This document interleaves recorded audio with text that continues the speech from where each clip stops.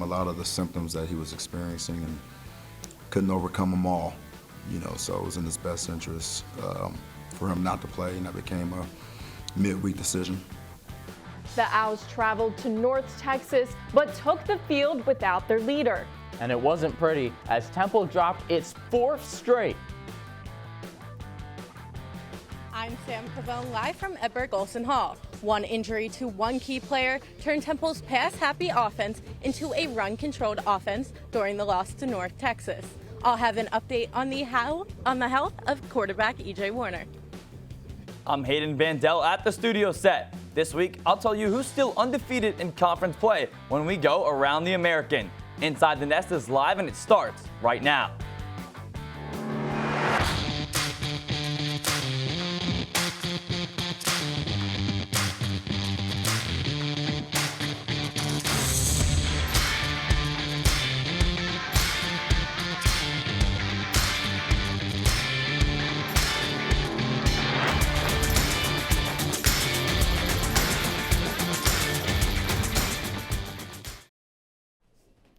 Hello and welcome on in to another edition of Inside the Nest. I'm Meg Doyle and he's Jake Gable. There's a lot of Temple football to unpack today as the Owls fell to North Texas on the road without quarterback E.J. Warner in uniform. To many people's surprise, star quarterback E.J. Warner did not play in Temple's matchup against North Texas due to a concussion. Warner suffered the injury week 1 earlier against UTSA, where he threw for over 400 yards and 5 touchdowns. The status of Warner for the week's game against SMU is still undecided, according to head coach Stan Drayton. Because of a call Sunday of last week, and symptoms never got better during the course of the week. And we're not going to put that man in position, to continue to hurt himself and hurt this football team. So I think it's best to keep him out of this game.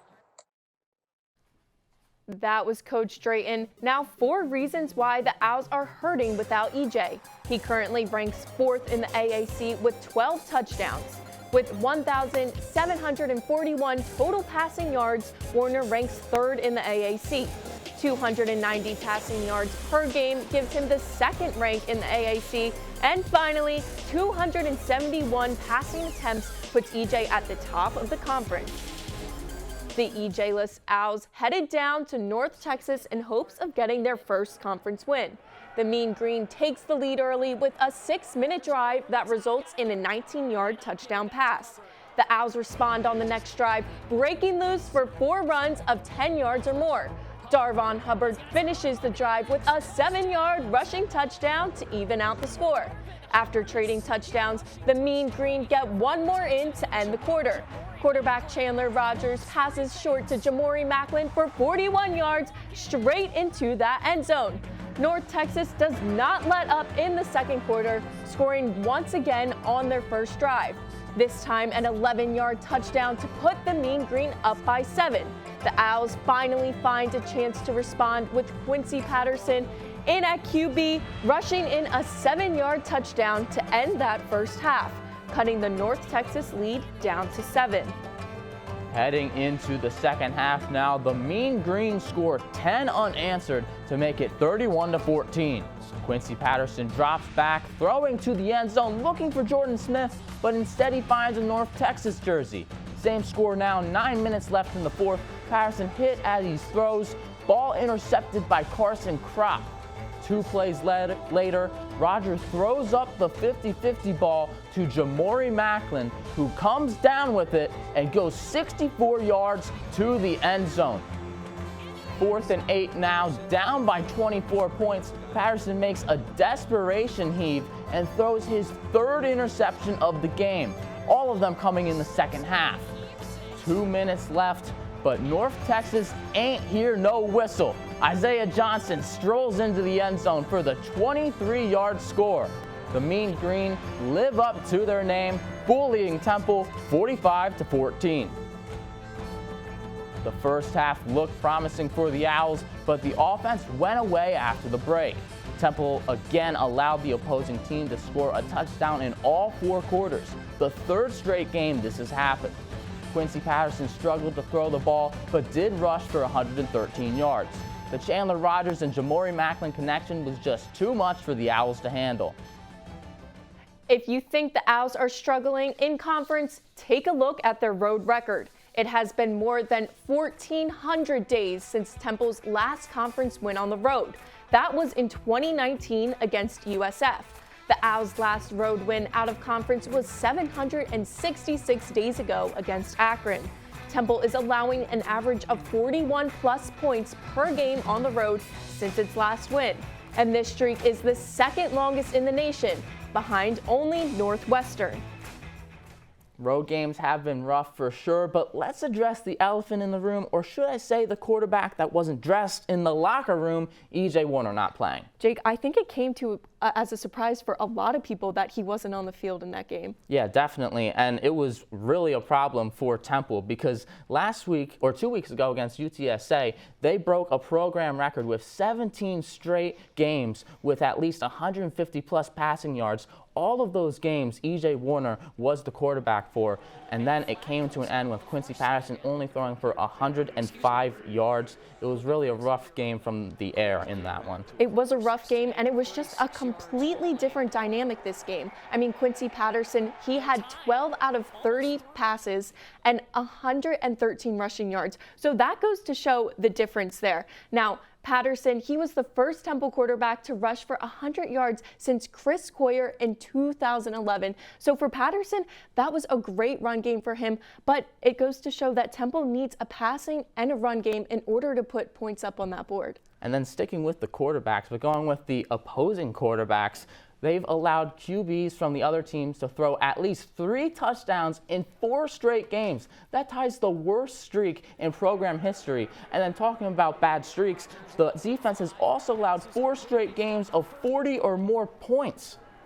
Now, on that point, the opposing quarterbacks are 81 of 114. That is 71% for over 1,000 yards in completions, 13 touchdowns, and 0 interceptions during that stretch. I mean, Temple defense just has not been able to stop the ball, and it's been showing consistently game after game. They need to start working cohesively as a unit in order to start giving Temple some wins. Yeah, they've got one more game until that bye week. We'll see if they can get that sorted out. But we now welcome on in ITM beat reporter Sam Cavone, who is live at the practice facility. Sam has more on the E.J. Warner injury and what his absence did to Temple's offensive game plan on Saturday. Hey, Sam. Thanks, guys. We've been talking about it a lot today and all weekend for that matter. On Saturday, the Owls went from a pass-happy team to a run-first team. And it's all thanks to one guy and one concussion. Do you think the players noticed it's a little bit darker? It was a decision that led to major implications for the Temple Owls. E.J. Warner was scratched from Saturday's game thanks to a concussion. And the announcement came just minutes before the Owls kicked off against the North Texas Mean Green. We're not going to put that man in position, to continue to hurt himself and hurt this football team. So it was best to keep him out of this game.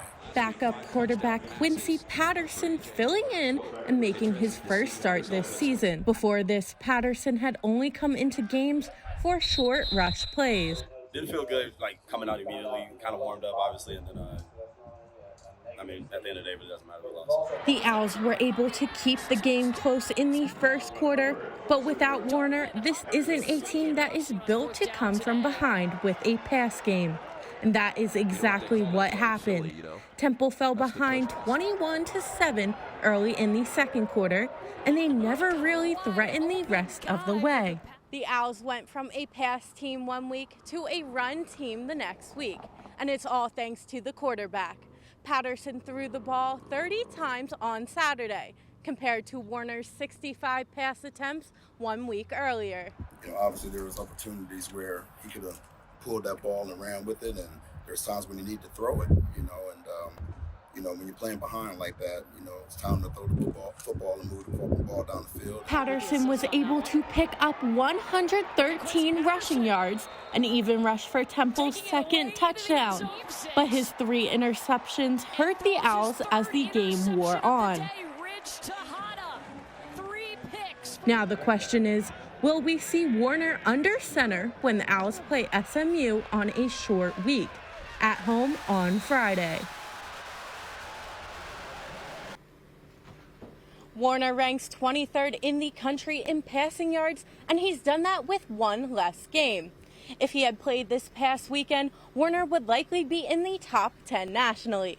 That's all I have for right now. Reporting from Edinburgh-Olson Hall, I'm Sam Cavone. Megan Jake, back to you. Thanks, Sam. It's no secret the Owls struggled on both sides of the football. Let's rewatch some film to see where the Owls went wrong. It's time for Snapshot. I'll get us started. I'm going with one of the defensive plays where the defense fell short. We're going to go ahead and play it. This was Oscar Adaway's 43-yard rushing touchdown. He found that pocket, ran right through it, and ended up giving the Mean Green a 17-point lead. We're going to watch it back one more time. Right from the snap, you see him here. Go ahead and pause it. You see Jordan McGee right over there. He tried to make that tackle, but he fell short, and Oscar Adaway had all the space he needed right in front of it. We're going to go ahead and play it. Now, Leighton Jordan and Dominic Hill are right on his heels, but they just cannot get to him in time. My play is Quincy Patterson's second interception. He's going to throw it right to a North Texas player. That's Carson Kropp on the interception. We're going to see what led to that. We're going to play it again, and then you're going to see stop it right here. And Jordan Smith is the intended target all the way over here. We see 3 green jerseys or black jerseys in the area with 1 white jersey. I know Quincy Patterson is getting hit as he's thrown, but there's just nowhere to throw in open space, and it's just a bad decision regardless if you have to make that throw because you're avoiding a sack. So play it again, and you'll see right there Carson Kropp gets a pass right thrown to him and gets the easy interception. Now it's time for our first break of the day. When we come back, we'll hear from Coach Drayton about the blowout loss to North Texas. We'll revisit the starting QB issue, and we'll also hear about Coach Drayton's mindset moving into this 4th conference game. Wait for it, against another team from Texas, when Inside the Nest returns. Welcome back to Inside the Nest. It has officially been a month since the Owls won their last game, which means it's been a month of Coach Stan Drayton answering tough questions. Let's take a listen to what Coach had to say following the Owls' 3rd conference loss, starting off with his thoughts on his injured QB. Well, he got in the protocol last Sunday, and, those things are pretty tricky. Sometimes the symptoms go away quickly, depending on the person. Sometimes they linger. He overcame a lot of the symptoms that he was experiencing and couldn't overcome them all, so it was in his best interest for him not to play, and that became a midweek decision. I think we got off to a good start. North Texas jumped out on us, scored the first series, and, we played into Quincy's strengths as an offense, and, he played well that first series on offense that we had, found a way to score. As a game playing on, we just couldn't sustain it. There was a couple of obviously we had some sacks. You see a sack and you want to blame it on the offensive line. There were a couple of opportunities there where we had to adjust the protection that Quincy did miss. So he didn't put himself in good position on one of those sacks for sure. And got behind the score and had to throw the ball a little bit, and we completed some, dropped a few, and we had a couple of bad throws. And if you study Coach Drayton, I've always been aggressive on 4th down. Even a year ago, it's just who we are. I don't believe that we can stand still and play conservative football right now and expect to have the success that we want right now. So we take chances, and this is something that we practice. We talk about as a football team that there's going to be chances that we'll take on 4th down, manageable situations, especially when you're behind the clock a little bit. And, our defense, I thought, responded really well. The second time we called it on 4th and 5 on the minus 40. The first time we had a 4th and 2 situation, and, we didn't execute well on offense. And, they had an explosive run 2 plays later, which, we were in position to make that play and didn't make that play. The opportunity to make plays have been there, they just haven't made them, and that's gone for really the entire season, especially on the defensive side. But also another point that Stan Drayton made was that they played into Quincy Patterson's strengths. That was definitely true and the right decision, even though it didn't result in a win. I mean, Quincy Patterson rushed for more yards than he threw for. That's something we'd never hear if E.J. Warner was under center. And Patterson got more yards than the Owls normally do in an entire game with their running back. So it was the right idea. It just didn't work out in the long run for the win. And it was also interesting to hear that on some of the sacks that EJ normally doesn't take, Quincy did take, because EJ doesn't get sacked that much, but Quincy got sacked 4 times. You know, Jake, I think part of that has to do with Quincy. This was his first time starting for the Owls this season in quarterback position, and I think that has a lot to do with a lack of rhythm between him and the offensive line.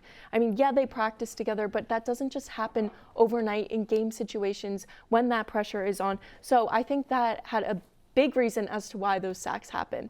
Now, another thing Stan said that I wanted to touch on is he said no conservative football. They need to take those chances on 4th downs, and I think he makes a great point about that. At this point in the season, when you're losing as many games as the Owls are, they need to take those chances. If they have the chance to get a few more yards and get that 1st down, they absolutely need to, because in the end, that could be the game maker. Yeah, I completely agree. But we now move on to part 2 of Coach Drayton's news conference, where he continues to talk about injuries and D'Wan Mathis entering the transfer portal.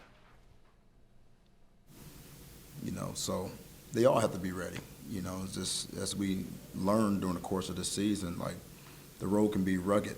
You know, for us, injuries has been, you know, our potholes. And, you know, so at any given point in time when we recruit these guys, we tell them that prepare to play. We have not played a complete game of complementary football all season long. So that is the challenge. It's for us to get on the same page. It can't be offense 1 quarter, defense 1 quarter. It can't be that. And then we have to eliminate the demotivators, the 4 sacks, the 3 interceptions, and, you know, the missed tackles. I mean, that stuff has to disappear. No, you know, D'Wan has been battling with that thought process for a while. You know, he's a good kid. You know, it wasn't an easy transition for him. He's had a tough career all around from the time he left Detroit to go to Georgia. It's been a rough go for him, you know, so, you know, I think that's a question for D'Wan in regards to why he finally decided to do what he did, but, I respect his decision. You know, he told us yesterday exactly when it kind of went public, and I respect that decision. He appreciated everything that we did for him here, and I don't have a bad thing to say about D'Wan Mathis. It's hard to judge when you know that, you know, you see film and you see guys in position to make that tackle. I mean, 21 missed tackles. That has nothing to do with scheme. You know, not getting off of blocks has nothing to do with the scheme, okay? Now, you know, if you see guys that are, you know, misfitting runs and, you know, not knowing what they're doing, then, yeah, you challenge the coaching piece of it, you know. But, schematically, I believe in what we're doing. I don't believe that we're doing what we're coached to do at a high level from a fundamental and technique standpoint. Now, getting on the same page, I think, is going to be key for the Owls. They just haven't been playing together as a unit, both offensively and defensively. Now, 21 missed tackles from the defense. You heard him say that, right? I'm not going crazy. I mean, that is just poor tackling, resulting in more yardage and touchdowns. The defense just has not been performing where they need to be. They're missing assignments, and that shows in games. No, 21 missed tackles is embarrassing, if I'm being blunt. They had 48 total tackles, which means they missed 30% of their tackle attempts. That is just plain out bad. And then on D'Wan Mathis' point, I really wish him the best. It's a shame because he's had such a tough go switching from quarterback to wide receiver. He had that brain injury, and he's been through it all. So I hope he has success wherever he goes next. And then injuries as a whole for Temple. I mean, outside of E.J. Warner, there's been so many wide receivers, defense. It's been all over the field for the Owls. And that caused a lot of younger players to have to step up, which also plays a factor. Yeah, it definitely does. But it's coming up on another break for us. Meg and I will reveal our blueprint to success for the Owls matchup with SMU. Don't go anywhere. ITN will be back in just 90 seconds. Welcome back. Just a little bit ago, a few players spoke to the media. Our very own Sam Cavone is live at Edberg Olson and was there for it. Hey, Sam. Hey guys, there was a lot of disappointment expressed from the players that spoke in today's presser, and this is what they had to say. It was just pretty disappointing, because we came in the game with a pretty good game plan. Unfortunately, we didn't execute to the level that we should have. But, it's always week by week, that's how we take it. So next week, we got scratched up. That's the past. Now we got to focus on the future. Well, it was spotty, to say the least. Started off well. The entire offense, obviously, came out of square right away. And, we just kind of struggled to sustain those kind of drives throughout the game. And then I kind of showed up on the scoreboard and, that kind of put the defense in, pretty bad situations and led to them scoring and stuff like that. So. Yeah, Coach Drayton's built a great culture here and somewhere that I felt very comfortable and somewhere that I could fit in. So coming in as a freshman is very okay, I have a goal that I want to achieve, and the culture here allowed me to step up and achieve that. Rigby and Patterson echoed the same exact thing. Temple needs to get better at executing their game plans. Although things may go one way in practice, they clearly go another way when the game starts. And it translates into all of their games. It shows on both sides of the ball. They also mentioned how Temple cannot make excuses. They just have to continue getting better and working on their craft. And like Clark mentioned, everyone here is trusting the process. They believe in Coach Drayton and the system that is currently put in place. That's all I have for right now. Meg and Jake, back to you at the desk. Thanks, Sam. Love the trusting the process, but with the UTSA and North Texas games over and done with, Temple now gets ready for its third straight game against a team from the Lone Star State in the SMU Mustangs. Let's roll the tape and see what Temple has to try and mess with this week from Texas. SMU took on the ECU Pirates Thursday night and got off to a fast start and back-to-back touchdowns. SMU quarterback Preston Stone throws a 24-yard touchdown to give the Mustangs a 14-0 lead. Stone had 301 total offensive yards for the game, which is second highest of the season. With 2:29 left in the game, Stone throws a 43-yard touchdown pass to R.J. Maryland. SMU walks away with a 31-10 win, which is its largest margin conference road win since playing Temple in 2020. SMU got all of its damage done in the first and fourth quarters. QB Preston Stone only completed half of his passes, but threw 3 touchdowns and no interceptions. Nothing was going on the ground for the Mustangs, however, only 58 rushing yards. ECU's lone touchdown came on a rush from quarterback Mason Garcia. Now that was a pretty impressive game from SMU. Looking forward to this matchup against Temple. It's really going to depend who is going to be in quarterback position. We know EJ has a strong passing game where Quincy Patterson, he favors the run game. So for the season, the Mustang defense allows more passing than running yards. They're allowing 776 rushing yards versus over 1,000 passing yards through the past 6 games. So if EJ's playing, I think he's going to have a little bit easier of a time getting that ball around compared to Quincy Patterson. And then talking about SMU's defense, it doesn't matter what quarterback's under center for the opposing team. They've always been stellar. They're the best in conference when it comes to points per game allowed, and then they're the 18th best in the country in that statistic as well. They're only allowing opponents to get 17 points per game on offense. That's a really tough number to try to go up against and get points. That is super tough. Now I want to switch over and talk about the offense a little bit more. The offense for SMU, they have a very strong passing game. Right now, 259 passing yards per game, and they're scoring a lot of points. They're putting a lot of points up on the board.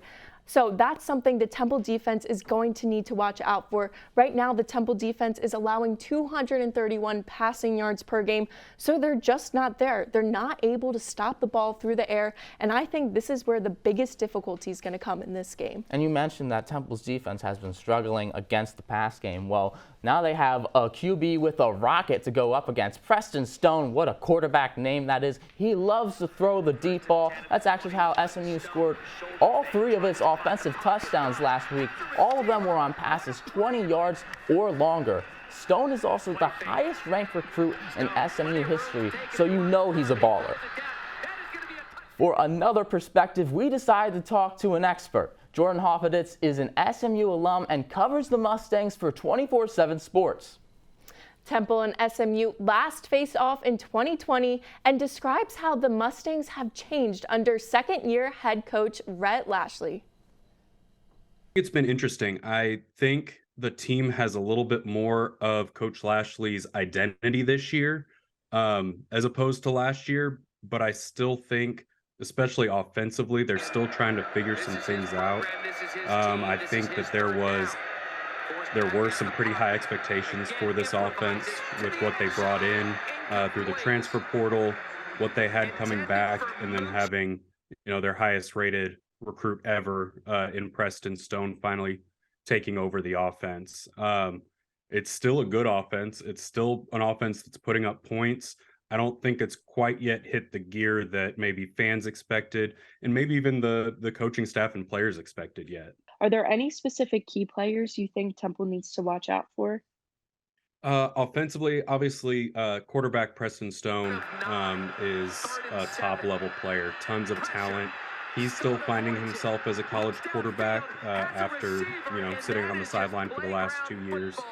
At wideout, Keyshawn Smith has really stepped up the last few games. He had a nice kind of back shoulder diving catch and then had their first touchdown on Thursday night.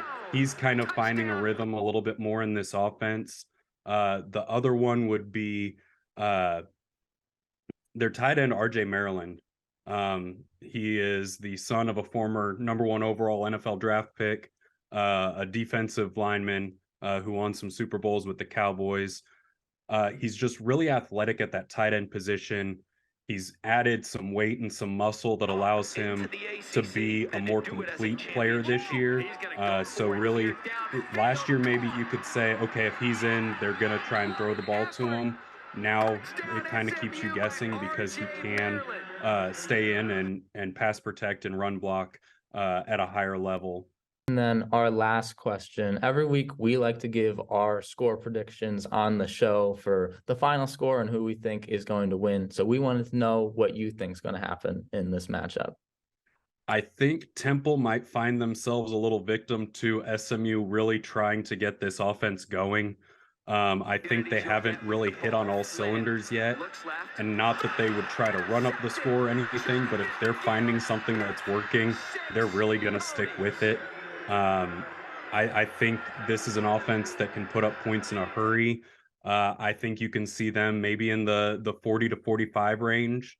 And just with this defense, I think it will depend a little bit if EJ Warner is able to come back and play. He obviously makes that defense or that offense a different animal to compete against. But this defense has just been unrelenting and not giving much up. I'd say maybe in the 14 to 17 point range just because of what they've been able to do the last couple of weeks. Now that we heard from an insider on the SMU side, it's our turn to give the Owls our blueprints for success.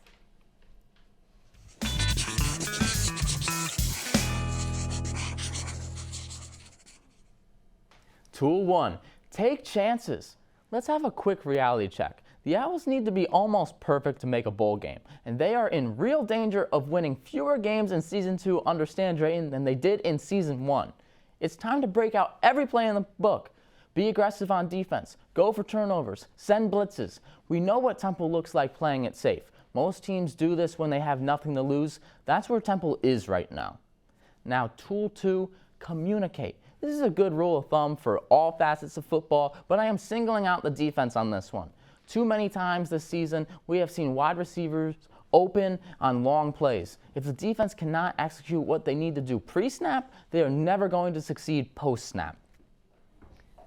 Tool number 3, quick passes. Temple's offensive line has been struggling to hold off the defense long enough to provide enough time for a deep pass game.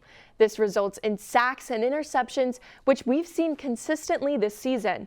Quick, safe passes are what the Owls need to focus on to get yards.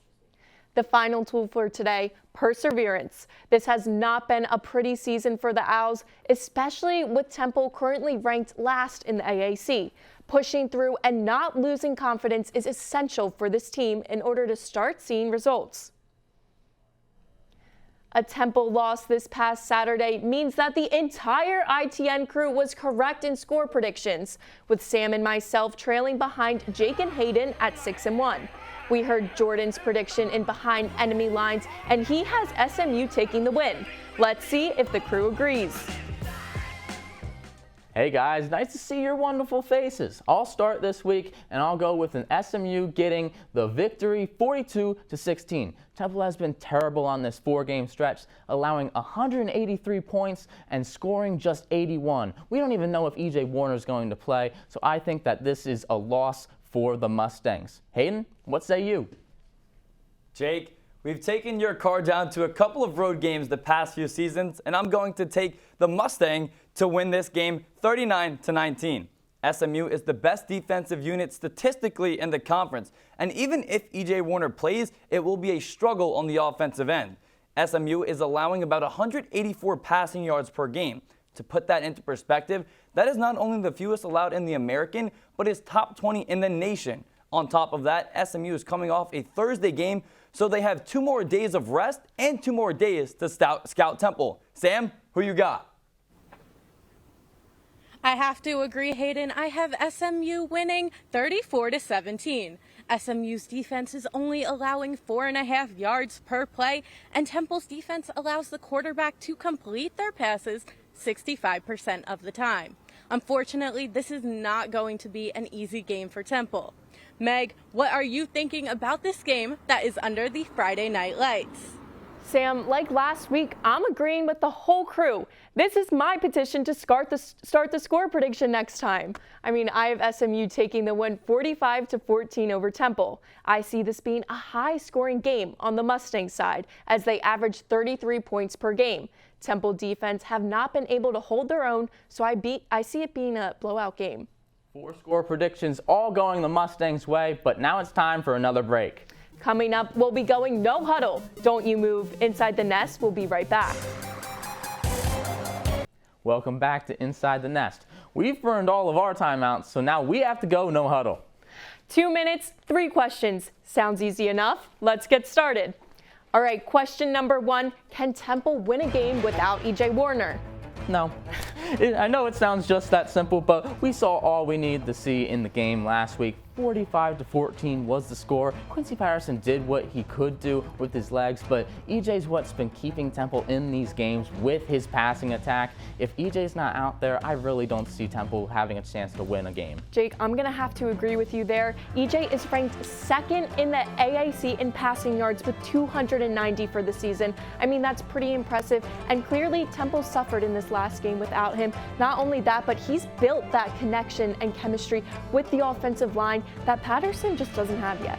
Question 2, D'Wan Mathis is leaving through the transfer portal. Does this start a mass exodus of players leaving Temple?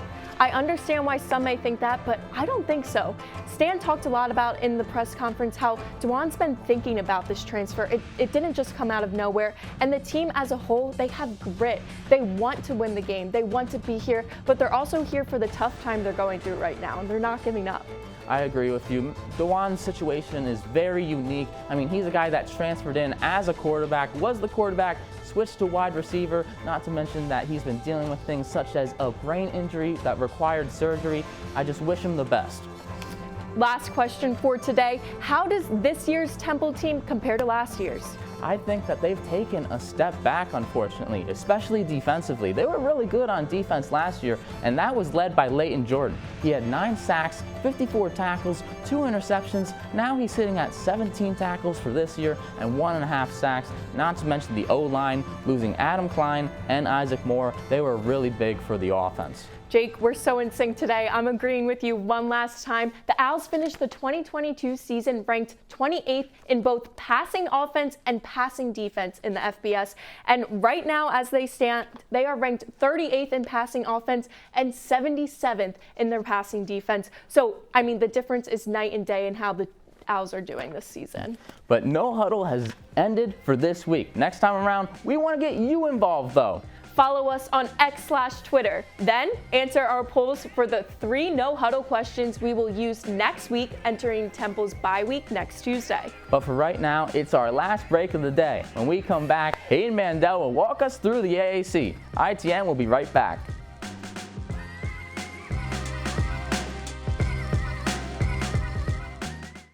Welcome back. With conference play well underway, it's time to get the weekly recap of the rest of the AAC. We're sending it over to beat reporter Hayden Bandel, who is live on set. Hey Hayden, what's new? Guys, following the bye week, Tulane found itself in yet another double-digit deficit. But the Green Wave were able to come back in the second half against Memphis to defeat the Tigers on the road for the first time in 25 years. 31-21 is their final score. The win put Tulane back in the top 25 as well. In a Sunshine State battle, Florida Atlantic manhandled South Florida 56-14, improving to 2-0 in conference play. The Owls, not Temple, Florida Atlantic, scored a touchdown in every single quarter. On the other end, the Bulls have come back to earth. Following a 2-0 conference start of their own after just 1 win in conference play last year, they have lost their next 2. There are 2 other teams still undefeated in American play, and both play in the state of Texas. SMU is 4-2 on the season, with both of their losses coming to Big 12 schools. UTSA is the last, putting up 40-plus points in each of its first 2 AAC games. Now, let's look at Navy, a program that did not have a single shutout since 2008. This year, they have pitched not 1 but 2 shutouts in 6 games. This week, they beat Charlotte 14-0 at home. Mr. Bandel, welcome to the desk. Tell us more about your standout game. Yeah, so that was a very defensive planned game. If you're a fan of defense, then that's the game that you wanted to watch. 14-0. There were 12 3-and-outs in total of the game, 7 of them consecutively in the second half. The 2 touchdowns were on broken defensive plays. One came on a 3rd and 14 from their own 31 from Navy, and the second one was a 1-play drive that lasted just 9 seconds and was a 57-yard touchdown. Now, Hayden, we want to know, do you think there's a sleeper team that's going to surprise everyone in the AAC? Honestly, guys, we've been talking about them almost all show. It's the SMU Mustangs. This is a team that has a good offense with Jalen Knighton coming from Miami. He was a co-starter with Henry Parrish Jr. at Miami. Their head coach, Rhett Lashley, was the offensive coordinator there for 2 seasons, which is the reason that they are there. But also, they have a good defense as well, with a strong passing defense, as I mentioned. Best in the conference, top 20 in the nation. They're a team that fans should look out for in the American. Thank you, Hayden. But that's all the time we've got for today. Thanks for tuning in with us. Keep up with us on socials at Owl Sports Update. That's it for us. And tune in next week when we come back to talk about SMU and the bye week.